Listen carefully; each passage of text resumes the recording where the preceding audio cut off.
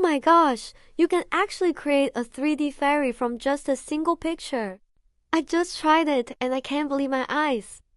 This time I used HumanOk, and it's super easy, so simple that even beginners can get the hang of it.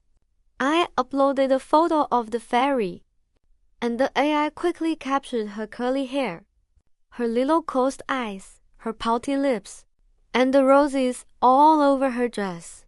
In less than a minute, the 3D model was generated. I just tweaked the pose a little, exported it as an STL file, and the printer was ready to go. When I saw the printed model, I was completely blown away.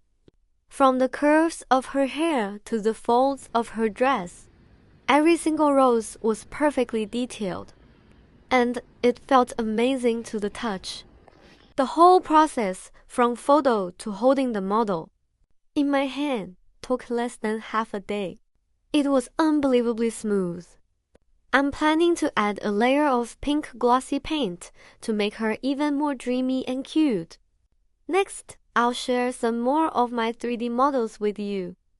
If you want to turn your favorite characters, pets, or even your own original little creatures into 3D models, HumanOk is seriously a tool worth trying.